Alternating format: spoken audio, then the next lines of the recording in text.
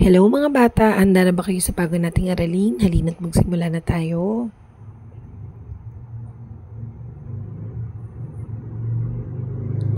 Ano ang masasabi ninyo sa mga larawan mga bata? Ang mensahe natin, ang lahat ng bagay ay mayroong mga kulay. Halina't balikan ang mga kulay. Dilaw, dilaw, yellow, yellow. Ang lemon, sunflower at araw ay mga bagay na kulay dilaw. Asul, asul, blue. Ang balyena, pantalon at blueberry ay ilan sa mga asul na bagay. Berde, berde, green. Ang dahon, palaka at pagong ay kulay berde. Pula, pula. Red, red. Ang mansanas, strawberry at sili ay mga kulay pula. Lila, lila. Violet. Ang talong, ubas at bulaklak ay kulay lila. Kahel, kahel, orange, orange. Ito ang mga halimbawa ng mga bagay na kulay kahel. Itim, itim, or black. Ang mga bagay na ito ay kulay itim. Kayumanggi o tsokolate, brown. Ang bag, band-aid at paso ay kulay tsokolate. Ulitin natin, ano-ano ang mga pangalan ng bawat kulay. Magaling! Ngayon, oras na para sa gawain. Kulayan ang mga bagay ayon sa kanilang tamang kulay.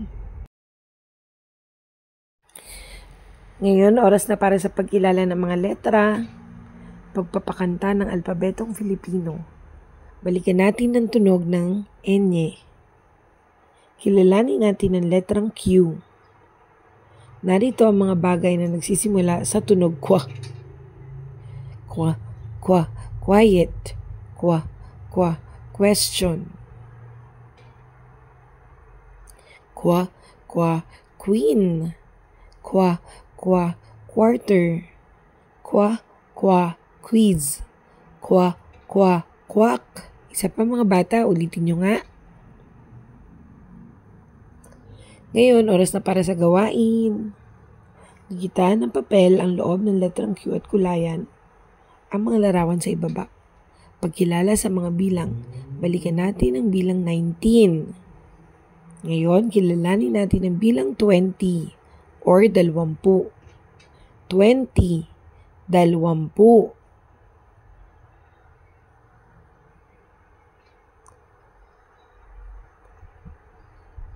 Halina't bumilang ng mga bagay na mayroong 20 o 20. Kayang-kaya niyo yan mga bata.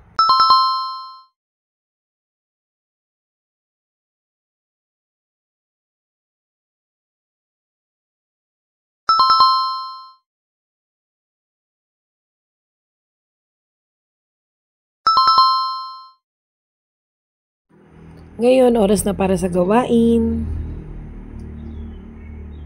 Kulayan ang mga kulay mula bilang 1 hanggang 20. Ngayong araw na to, tinalakay natin na ang lahat ng bagay ay may kulay. Kinilala rin natin ang letrang Q at ang bilang 20 o 20. Hanggang sa muli mga bata, paalam!